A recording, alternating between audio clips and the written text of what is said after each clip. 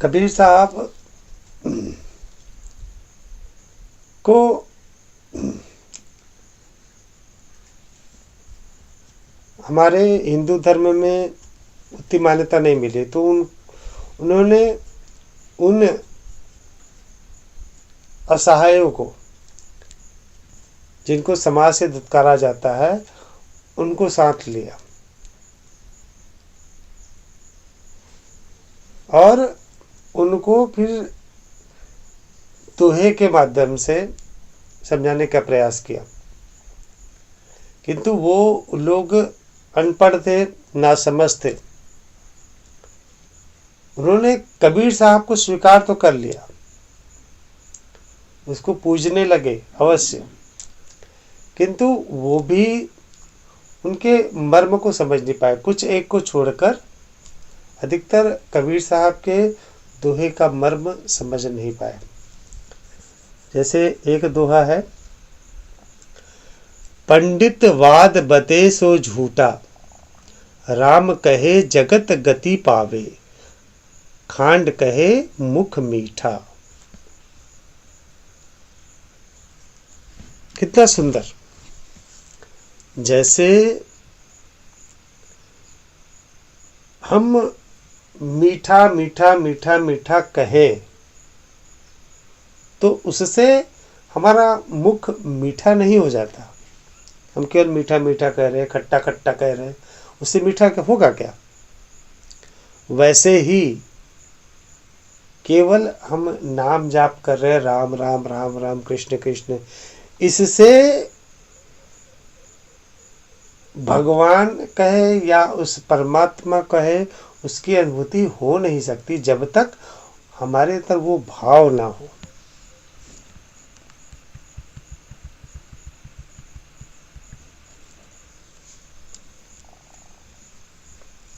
एक और दोहा है, कही कहे कबीर दे तू, जब लग तेरी देह, देह खेह हो जाएगी, कौन कहेगा देह।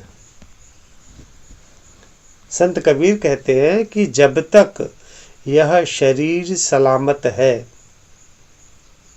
तब तक दूसरों के लिए अच्छे कार्य करते रहिए, परोपकार करते रहिए। जब तक यह देह राख हो जाएगी, फिर इस सुंदर देह को कोई नहीं पूछेगा। तुम्हारी देह शत बन जाएगी, अतः अच्छे कार्य का यही समय है। इसके लिए कोई समय निर्धारण नहीं होता। हम अध्यात्म के लिए भी सोचते हैं, अभी तो हमारे अभी टाइम है, आगे करेंगे। मैंने ये बताया आप लोग को कई बार, अभी तो हम नहीं है, अभी तो पढ़ाई का उम्र है, अभी तो इसका उम्र है, अभी तो ये करेंगे, बाद में देखेंगे। वो बात कब आएगा क्या आपको पता है?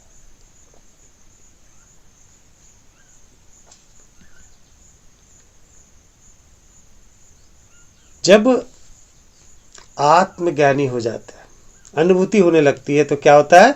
चाह मिटी चिंता मिटी, मनवा बेपरवाह, जिसको कुछ नहीं चाहिए वह सहनसाह।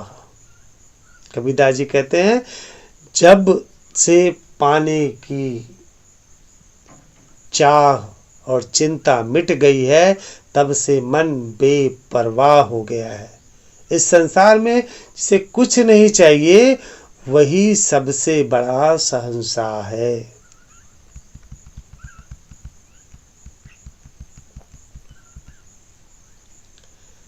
इस दोहे में कबीर साहब गुरु की बात करते, गुरु की प्रशंसा करते हैं। गुरु कोई भी हो सकता है, चाहे वो पुस्तक भी हो सकता है, कोई व्यक्ति भी हो सकता है, जंतु जानवर भी हो सकते हैं, प्रकृति भी हो सकती है, यूट्यूब भी हो सकता है। लेकिन उससे यदि हम आत्मज्ञान को प्राप्त करते हैं तो गुरु गोविंद दो खड़े, काके लागू पाए, बलिहारी गुरु आपने, गोविंदियो बत मिलाए।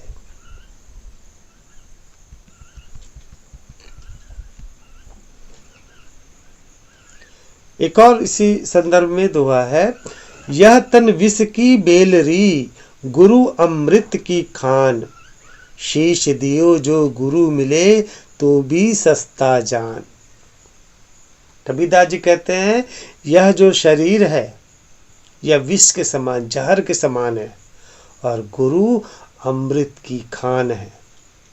यदि अपना शीश देने के बाद, अपना सर देने के बदले में यदि कोई सच्चा गुरु मिले तो यह सौदा भी बहुत ही सस्ता है।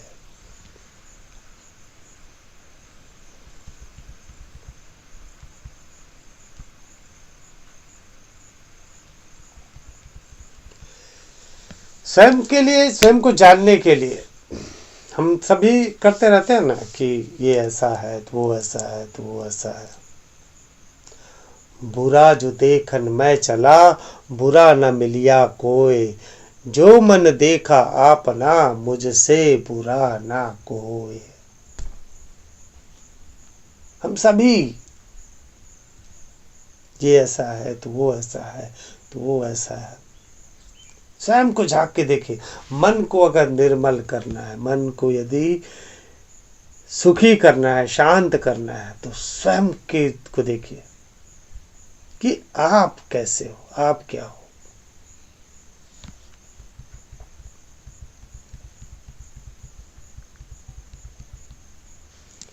एक बहुत ही प्रसिद्ध दोहा है,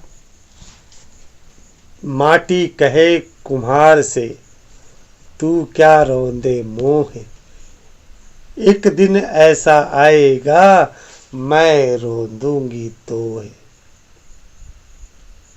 ये हम सबका आश्रय है, हम सबका। मैं कर रहे हैं, जिसके लिए मैं कर रहे हैं, एक दिन सर्वप्रथम वही आगे आएगा जलाने के लिए। आपका क्रियाकर्म करने की जल्दबाजी उसी को होगी सबसे अधिक। चलो इसको निपटाया जाए। तो क्यों कर रहे हैं, किसके लिए कर रहे हैं? आपको चाहिए क्या? आप कितना खाते हैं? कितना आपको सोने के लिए जगह चाहिए? जीवन यापन के लिए कितना चाहिए?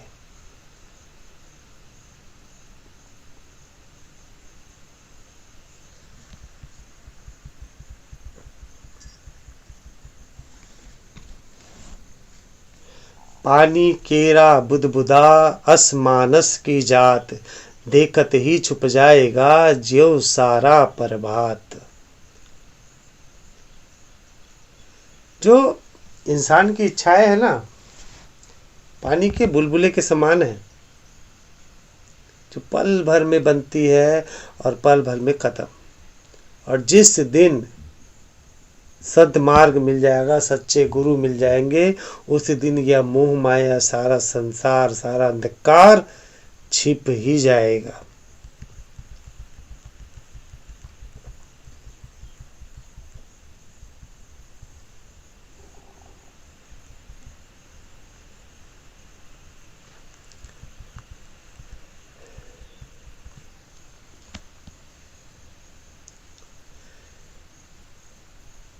जो तिल माही तेल है, ज्यों चकमक में आग, साईं तेरा साईं तुझ ही में है, जाग सके तो जाग।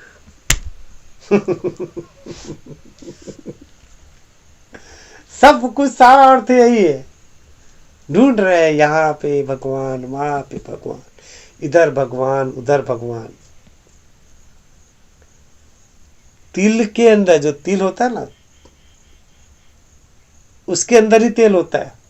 मूंगफली होता है, मूंगफली का तेल यूज करते हैं ना। सोयाबीन का तेल यूज करते हैं, सोयाबीन के अंदर ही तेल होता है। और जो चकमक होता है, चकमक, आग उसके अंदर ही होता है। वैसे ही ईश्वर हमारे अंदर ही है। कोई ईश्वर कोई अलग से नहीं है, सब कुछ वही है, बस ढूंढने मात्र की देर है और कुछ भी नहीं।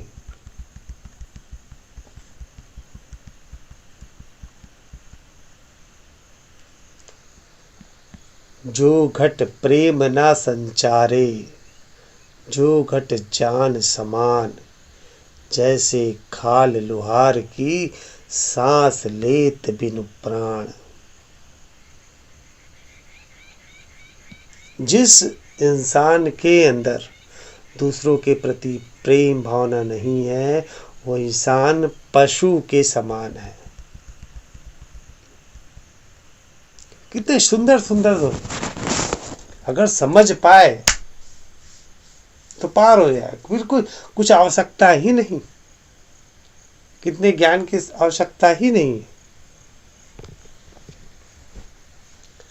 जल में बसे कमोदनी, चंदा बसे आकाश, जो है जाको भावना सोता ही के पास। कमल जल में खिलता है और चंद्रमा आकाश में रहता है, लेकिन चंद्रमा का प्रतिबिंब जब जल में चमकता है तो कबीरदास जी कहते हैं कि चंद्रमा और कमल इतनी दूरी होने के बाद भी कितने पास है। जल में चंद्रमा का प्रतिबिंब ऐसा लगता है जैसे चंद्रमा खुद ही कमल के पास आ गया हो। वैसे ही जब मनुष्य ईश्वर में प्रेम करता है तो उसे संपूर्ण जगत, केवल वही परमात्मा, वही ईश्वर महसूस होता है।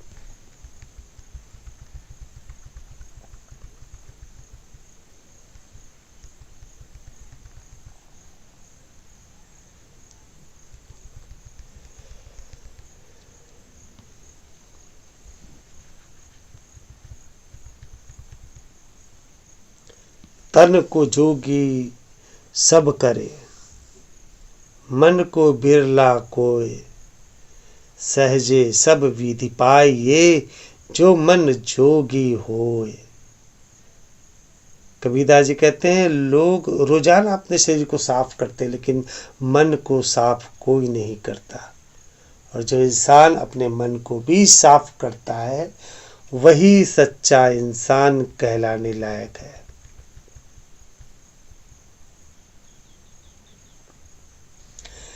प्रेम न बारी उपजे, प्रेम न हाट बिकाय,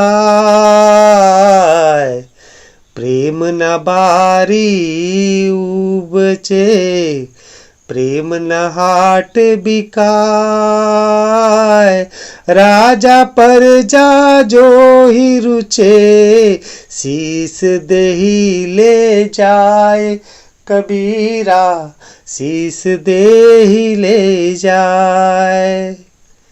कबीरदास जी कहते हैं कि प्रेम कहीं खेतों में नहीं उगता और ना ही प्रेम किसी बाजार में बिकता है। जिसको प्रेम चाहिए उसे अपना काम, क्रोध, इच्छा, भय, ये सब कुछ त्यागना ही होगा।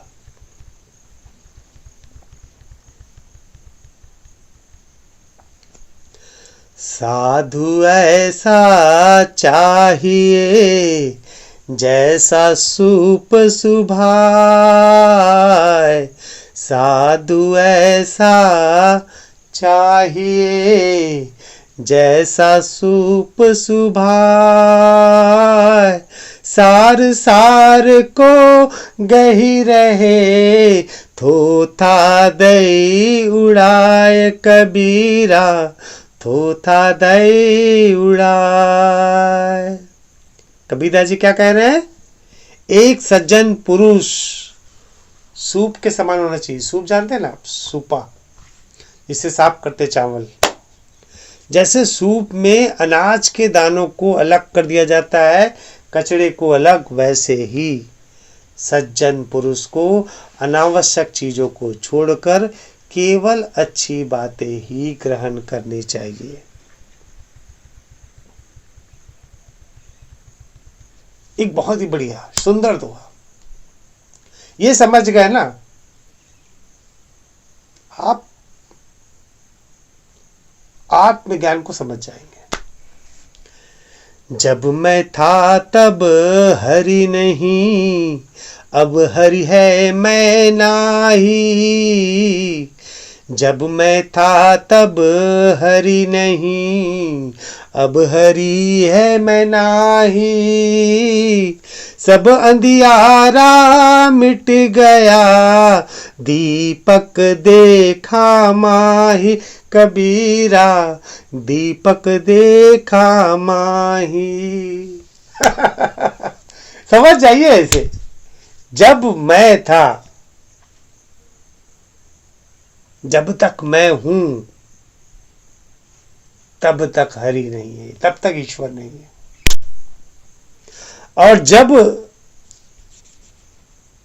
उस आत्मज्ञान को प्राप्त कर लिए, उस हरि को प्राप्त कर लिए, तो वहां से मैं समाप्त हो गया।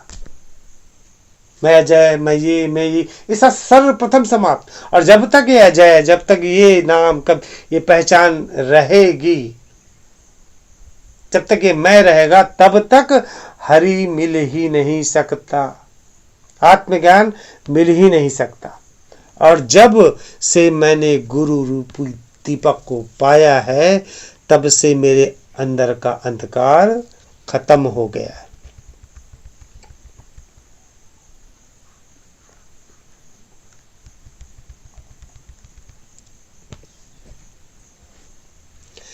प्रेम पियाला जो पिए, शीस दक्षिणा दे।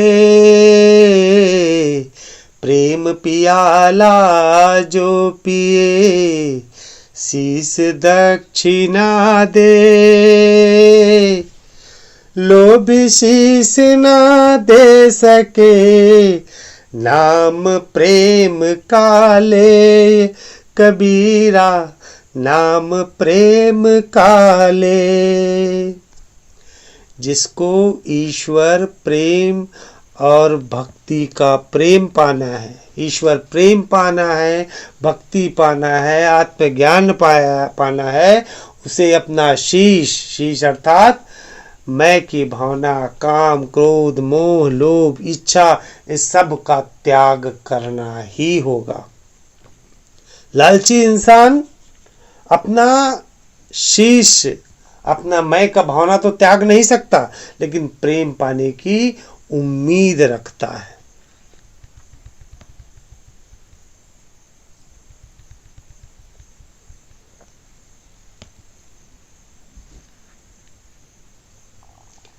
एक और है, गुरु के बारे में कहते हैं, कबीरा ते नर अंध है, गुरु को कहते और।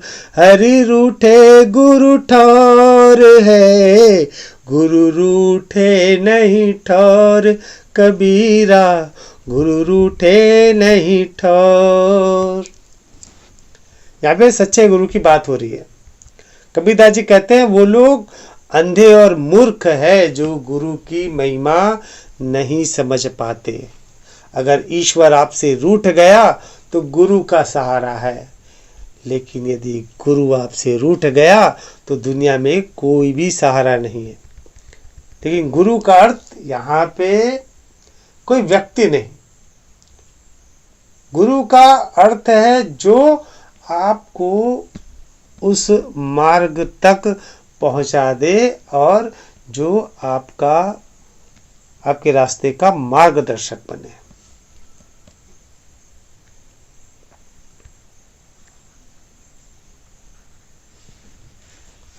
समय के लिए एक और कबीर साहब का दुआ। कबीरा सूता क्या करे, जागी ना जपे मुरारी। एक दिन तू भी सोवेगा, लंबे पाँव पसारी। कबीरा लंबे पाँव पसारी। यह उनके लिए है जो अभी तक इस संसार में उलझे हुए हैं। कबीर साहब उनको सोया हुआ ही कह रहे हैं।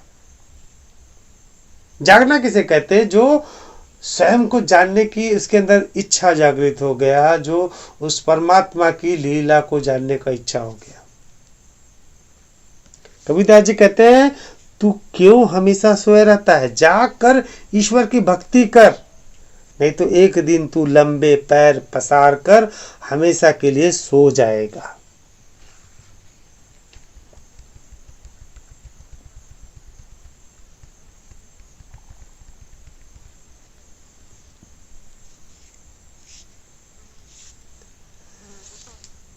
कबीर साहब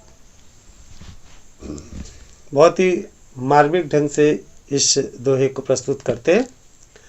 राम बुलावा भेजिया, दिया कबीरा रोय।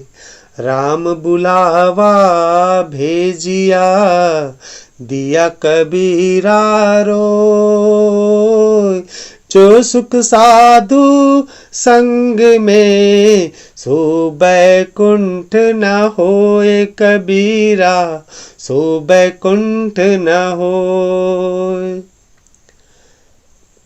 जब मृत्यु का समय नजदीक आया और उनको लग गया कि वो जाने वाले हैं, तो कबीरदास जी रो पड़े, क्योंकि जो आनंद संत और सज्जनों की संगति में है, उतना आनंद तो स्वर्ग में भी नहीं होगा।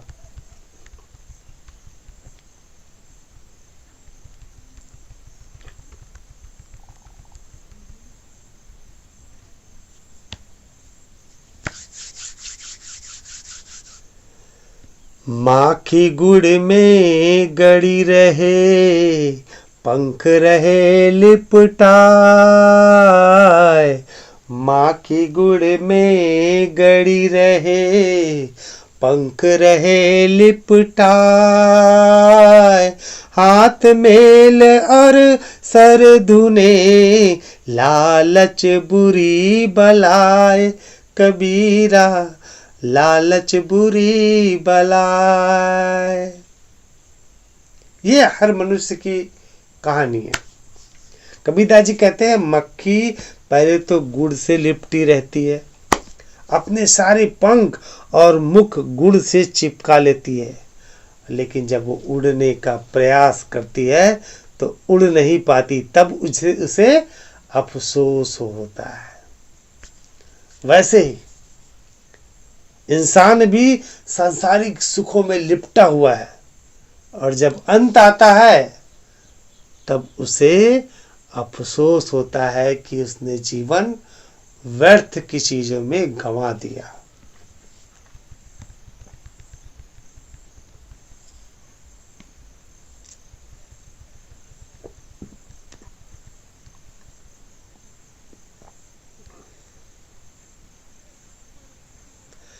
आए हैं तो जाएंगे, राजा रंक फकीर।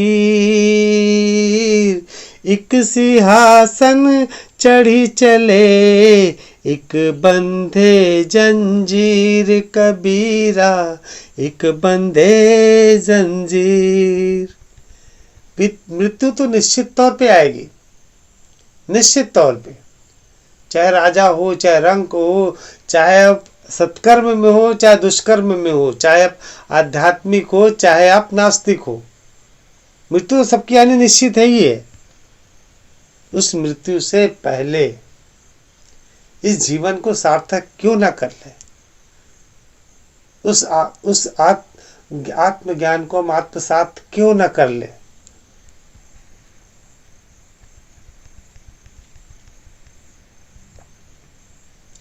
रात गंवाई सोए के, दिवस गंवाया खाए। रात गंवाई सोए के, दिवस गंवाया खाए। हीरा जन्म अमोल सा, कोड़ी बदले जाए कबीरा, कोड़ी बदले जाए। हम सबका ही हाल है। रात हम सो के गंवा रहे, और दिन हम दिनचर्या, धन कमाने में, खाना के लिए, इसमें व्यर्थ में गंवा रहे हैं। कबीरदास जी कहते हैं कि यह जो जन्म है हीरे के समान अनमोल है। वैज्ञानिकों ने भी कैलकुलेशन किया था ऐसे, पूरे शरीर का मोल क्या होगा, करीबन 300-400 करोड़ के आसपास इस शरीर का वैल्यू निकाला था, 300-400 करोड़ के आसपास। वो तो अंदाज की बात है, वैसे तो ये शरीर अनमोल ही है, जीवन अनमोल ही है। लेकिन एक उदाहरण के तौर पे समझिए, आप इतने कीमती जीवन को, अनमोल जीवन को व्यर्थ में ही गंवा रहे हैं।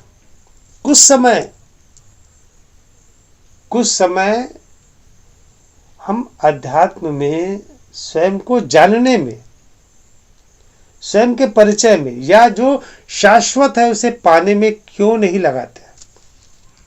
हम अध्यात्म भी कर रहे हैं ताकि हम व्यर्थ की चीजों को प्राप्त करें।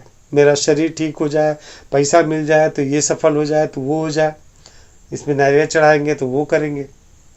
मतलब उसमें भी हम अपना स्वार्थ ही ढूंढ रहे हैं, खोज हो ही नहीं रही है।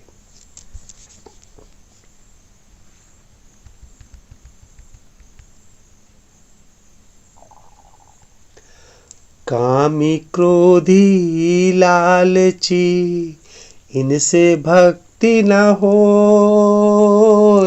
भक्ति करे कोई सूरमा, जाति बरन कुल खोए कबीरा, जाति बरन कुल खोए। कबीरदास जी कहते हैं कि कामी, क्रोधी, लालची, जिनके अंदर इच्छा है, मैं की भावना है, ऐसे व्यक्ति से भक्ति नहीं हो पाती। भक्ति तो कोई सुरमा ही कर सकता है जो अपनी जाति, कुल, अहंकार सबका त्याग कर देता है।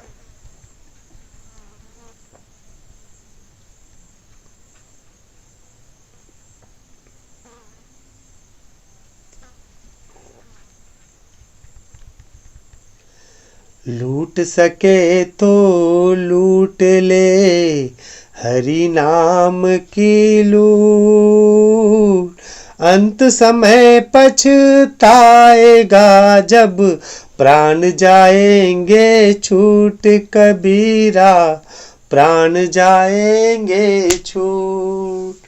छोटे छोटे दोहे, हर दोहे में आपको आध्यात्म की ओर, स्वयं की जानने की ओर, ईश्वर की ओर प्रेरित कर रहे हैं।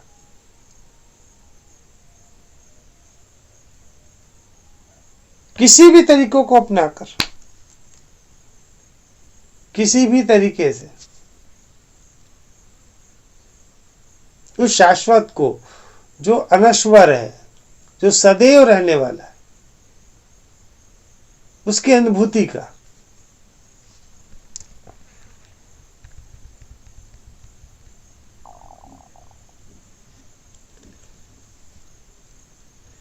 धीरे धीरे रे मना, धीरे सब कुछ हो, माली सींचे सौ घरा, ऋतु आए फल होए कबीरा, ऋतु आए फल हो। ये उन साधकों के लिए है जो साधक शुरू तो कर दिए हैं, उन्हें अनुभूति नहीं हो रही है और उनको व्याकुलता रहती है कि मुझे अनुभव क्यों नहीं हो रहा है। इन्हें अनुभव हो गया, उन्हें अनुभव हो गया। इसलिए यहाँ पे कबीरदास जी क्या कहते हैं कि दुनिया का हर काम धीरे धीरे ही होता है, इसलिए सब्र करो। जैसे माली, बगीचे का माली यदि कितना भी पानी बगीचे में डाल दे, कितना भी पानी बगीचे में डाल दे, जब ऋतु आएगा तभी उसमें फूल खिलेगा, तभी उसमें फल भी आएगा। बिना ऋतु के वहां पे कुछ हो नहीं सकता, उसको इंतजार करना ही होगा। वैसे ही हर एक साधक को सब्र रखना चाहिए, उसका फल मिलेगा अवश्य।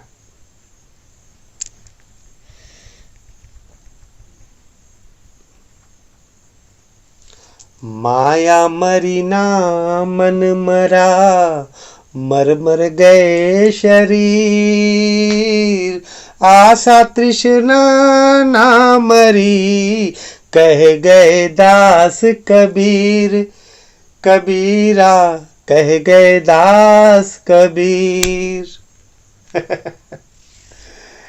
110 साल की महिला या पुरुष यदि उसकी मृत्यु हो रही हो तो उससे पूछा जाए उसके अंदर क्या इच्छा बचा है, तो क्या कहेंगे मालूम?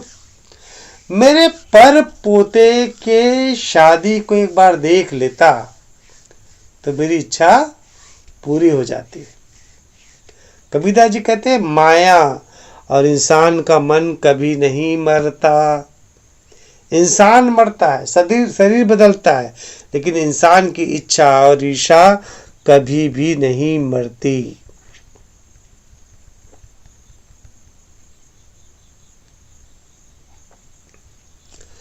जो नैनन में पूतली, जो मालिक घर माही, जो नैनन में पूतली, त्यो मालिक घर माही, मूर्ख लोग न जानिए, बाहर ढूंढत जाहि कबीरा, बाहर ढूंढत जाहि।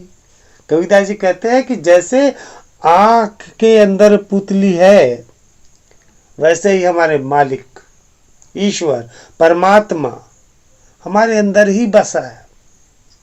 मूर्ख लोग नहीं जानते और बाहर ही ईश्वर को तलाशते रहते हैं।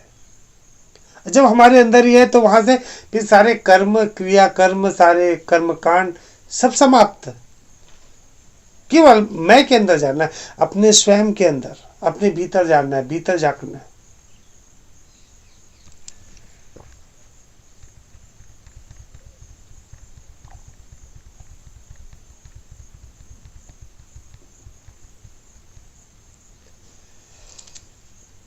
जिन खोजा तिन पाया, गहरे पानी पैठ। जिन खोजा तिन पाया, गहरे पानी पैठ। मैं बपुरा बूढ़न डरा, रहा किनारे बैठ कबीरा, रहा किनारे पैठ। जो महंगी मोती होती ना, उसके लिए अंदर गहरे में जाना होता है। जो लोग लगातार प्रयत्न करते हैं, मेहनत करते हैं, और कुछ न कुछ पाने में जरूर सफल हो ही जाते हैं। लेकिन जो लोग डूबने के भय से किनारे पर ही बैठे रहते हैं, तो उन्हें जीवन पर्यंत कुछ भी प्राप्त नहीं होता।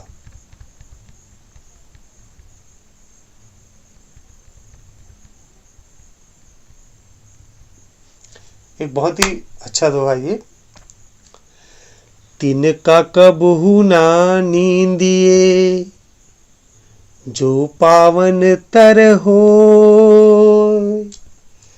तिनका कबहू ना नींदिए, जो पावन तर हो। कबहू उड़ी ना आखिन पड़े, तो पीर घनेरी होय कबीरा, तो पीर घनेरी होय। कबीरदास जी इस दोहे में बतलाते हैं कि छोटी सी छोटी चीज की भी कभी निंदा नहीं करनी चाहिए, क्योंकि वक्त आने पर छोटी चीज भी बड़े काम कर सकती है। जैसे एक तिनका है जिसे हम पैरों तले कुचल देते हैं, लेकिन ये वही तिनका अगर हमारी आंख में पड़ जाए तो कितनी तकलीफ देता है।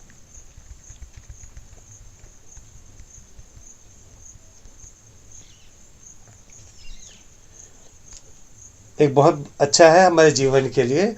अति का भला ना बोलना, अति की भली ना चूप, अति का भला ना बरसना, अति की भली ना धूप, कबीरा अति की भली ना धूप। कबीरदास जी कहते हैं कि ज़्यादा बोलना अच्छा नहीं है, किंतु ज़्यादा चुप रहना भी अच्छा नहीं है। जैसे ज़्यादा बारिश अच्छी नहीं होती, किंतु बहुत ज़्यादा धूप भी अच्छी नहीं होती।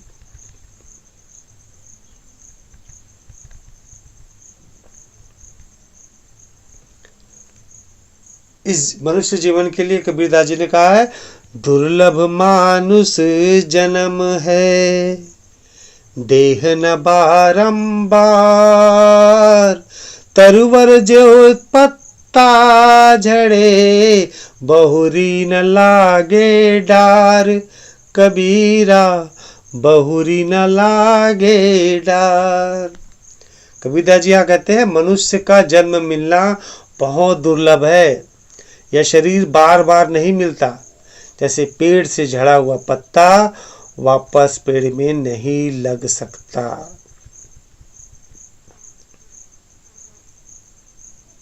एक और जो हम लोग कहते हैं ना कि मेरा धर्म अच्छा, मेरा संस्था अच्छा, मेरा ये अच्छा, बाकी को गुरु, उसके लिए कबीरदास आपने क्या कहा है, हिंदू कहे मोहि राम प्यारा, तुर्क कहे रहमाना, आपस में दो लड़ी लड़ी मुए, मरम न कोई जाना, कबीरा मरम न कोई जाना। हिंदू के लिए राम प्यारा तो मुसलमान के लिए अल्लाह, और दोनों राम रहीम के चक्कर में आपस में लड़ मरते हैं, किंतु सत्य को कोई नहीं जानता।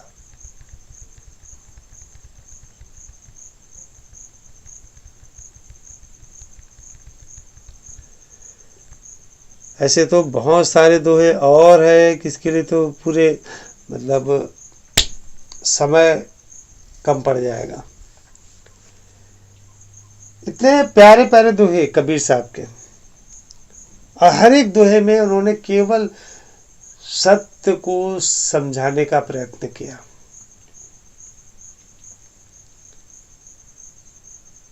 सत्य केवल इतना ही है, केवल इतना, मैं हूं, मैं, किंतु वो मैं है क्या, यही समझने की बात है बस।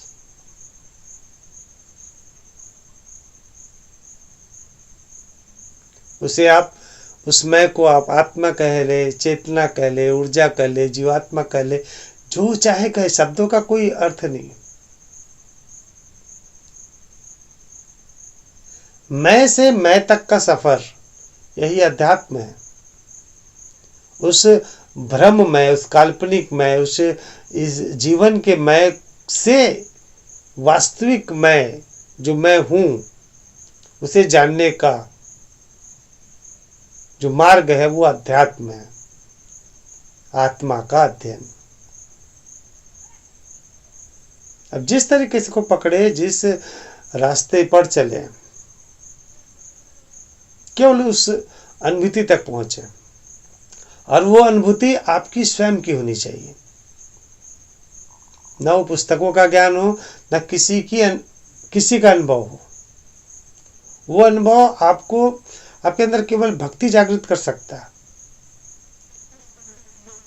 किंतु आप उस अनुभूति को कभी समझ नहीं पाएंगे जब तक आपकी अनुभूति ना हो। पाना क्या है आपको पता है, तरीका आपने खुद से चुना हुआ है, उस तरीके पे चलते चलिए।